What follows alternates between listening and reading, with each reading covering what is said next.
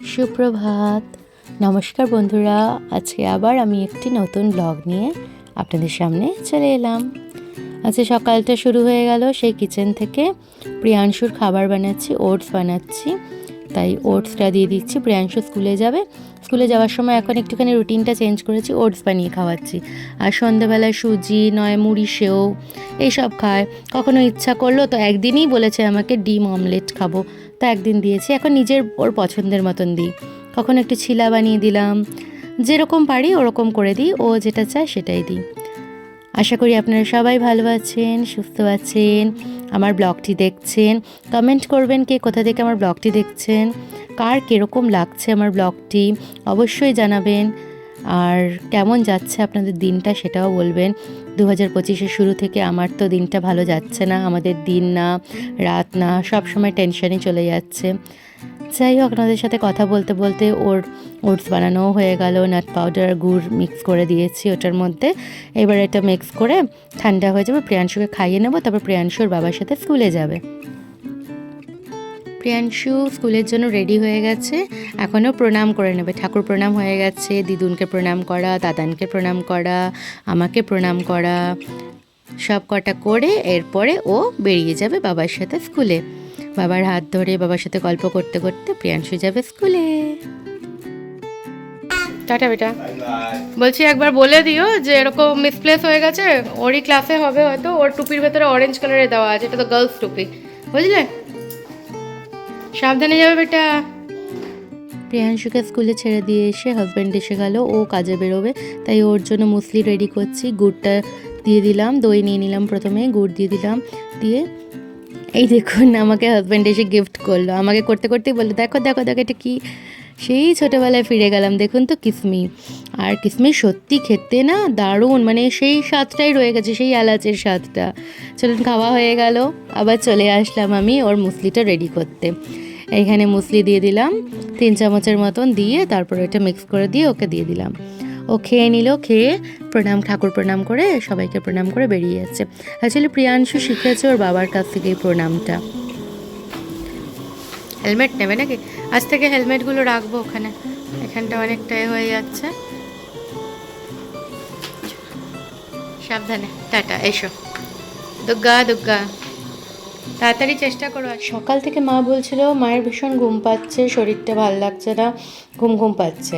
ঘুম ঘুম পাচ্ছে মানে আমরা বুঝতে পারি মায়ের অক্সিজেন লেভেল খুবই কমে গেছে, তো মা শুধু ঝিমোবে। তো মা বলছে আমাকে হসপিটালে পাঠিয়ে দে। যাই হোক, আমি এখানে এসে গেলাম। কালকে যে চাউ বানিয়েছিলাম, মিক্সড চাউটা অল্প ছিল, ওটা মাইক্রোওয়েভে গরম করতে বসিয়েছি। সবার টিফিন দিয়ে দিয়েছি, সবাই খেয়ে নিয়েছে।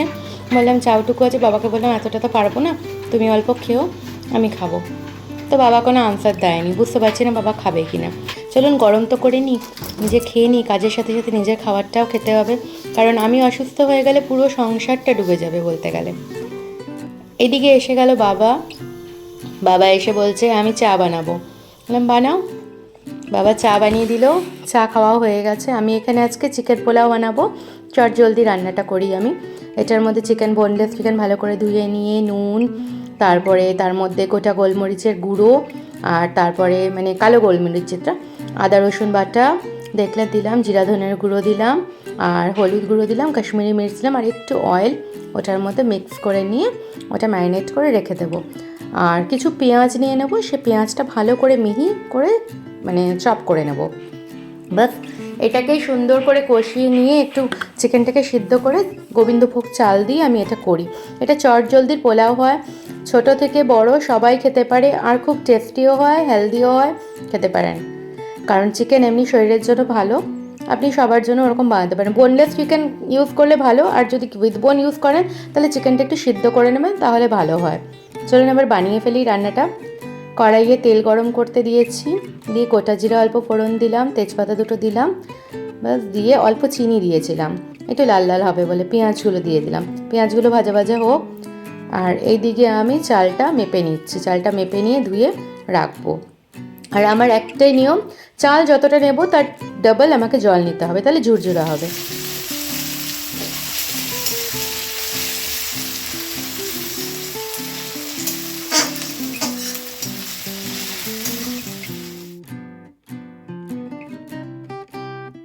এখানে পেঁয়াজটা খুব সুন্দর ভাজা হয়ে গেছে, এর মধ্যে আমি চিকেনটা দিয়ে দিলাম। সব তো দেওয়া আছে, আর এক্সট্রা কিচ্ছু দিতে হবে না, শুধু নাড়িয়ে চাড়িয়ে নেব। সামান্য পরিমাণে জল দিয়ে দিয়েছি যে একটুখানি সিদ্ধ হয়ে যাক, মানে অ্যাটলিস্ট 80% হয়ে যাক, 20% চালটা দিয়ে হয়ে যাবে, কারণ গোবিন্দভোগ চাল সিদ্ধ হতে টাইম লাগবে না।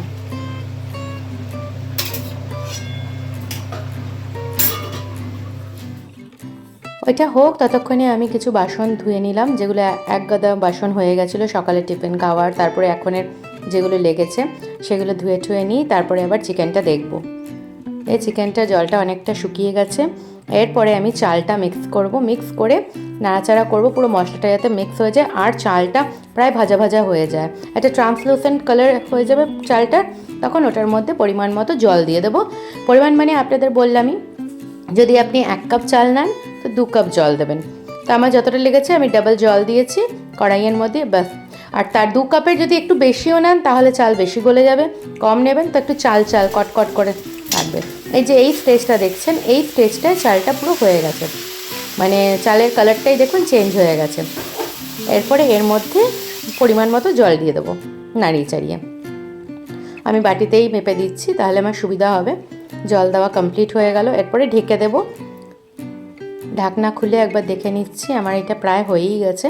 এরপর আপনাদের সামনে এর আসল লুকটা দেখিয়ে দেবো। একটু উঠে চেখে দেখলাম যে হ্যাঁ, চেখে দেখলাম খুব সুন্দর হয়েছে এই যে লুকটা। 1 2 then jump, good, brown 1 2 again, 1 2 then jump on a brown, very good, again 1 2 jump on a brown, আস্তে, নো ইস্যু, কোনো ব্যাপার না হবে।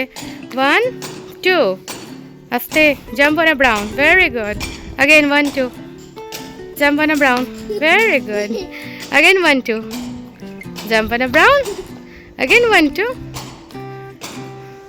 1, yes ঠিক করছো, করো 1, ওইদিকে 2 হয়ে গেছে। প্রিয়াংশু জল নিয়ে আসছে তুলসী গাছে দেবে বলে। আস্তে আস্তে, হ্যাঁ কর, 3 টাইমস, আরেকবার।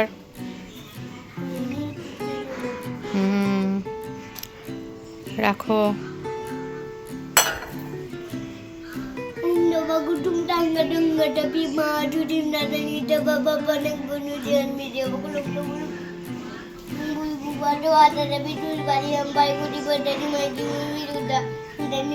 আবার নিয়ে এসে গেছি, শসাটা আমার, আর এই যে পোলাওটা। এই যে প্রিয়াংশু এখানে, মা এখানে খাচ্ছে, বাবা স্নানে যাচ্ছেন।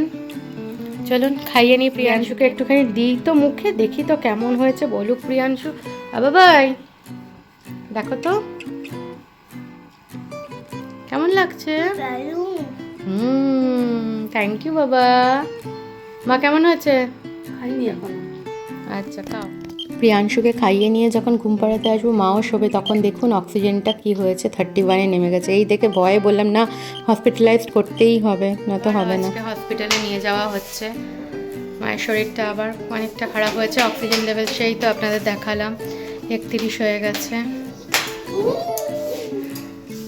দেখা যাক, মা নিজেই সকাল থেকে বলছিল আমাকে হসপিটালে ভর্তি করা। সুস্থ হয়ে আসবে মাম্মা। ঠিক আছে, বসেছো ঠিক করে, মাথায় বেঁধে নাও, ওদিক দিয়ে উঠে যাও বাবা, উস তরফ খুলেগা না। চার্জার ঢুকে নাও, ফোন পকেটে রেখেছো। যদি আধার কার্ড চায় তো বলবে যে মেয়ের কাছে এসেছিল, আধার কার্ড তো নেই। যদি না নেয় আমাকে ফোন করবে, ম্যামকে একবার ফোন করবো, না হলে পিএমসি এসে। ঠিক আছে চলো, টাটা।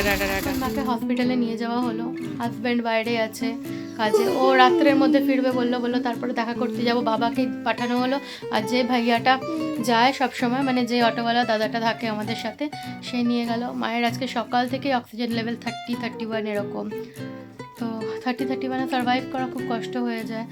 তখন নিয়ে গেল, দেখা যাক, আজকে অন্য একটা হসপিটালে নিয়ে যাওয়া হচ্ছে, দেখা যাক। আপনাদেরকে সব জানিয়ে রাখলাম, আমার জানানো তো কাজ। ভালো লাগছে না, বলার কোনো শব্দ নেই আমার কাছে। তাই জন্য এখন বাজে হচ্ছে 4:45 বিকেল। আমি প্রিয়াংশুকে এখন ঘুম পাড়াবো, অন্তত 1-1.5 ঘন্টা ঘুমা, তারপরে উঠে যা হবে। চলুন ঘুম পাড়াই। একেবারে রাত 8টার সময় ফিরে আসলাম আমরা আপনাদের সামনে। এসে এখানে আপনাদের সাথে কথা বলতে বলতে রুটিটা কমপ্লিট করা হচ্ছে। রুটি হচ্ছে আমার, কারণ কি করব বলুন, কিছু করার নেই। মা ওরকম হসপিটালাইজড হলেও মন মেজাজও খারাপ হয়ে গেছে, কিছু ইচ্ছা করছে না করতে, কিন্তু মা বাবাকে তো খেতেও দিতে হবে, আমরা যা ইচ্ছা খেয়ে নিতে পারি। তাই জন্য মাকে বললাম, মা রুটি বেগুন ভাজা করছি, বলো দে যা ইচ্ছা। জন্য বেগুন ভাজা করছি।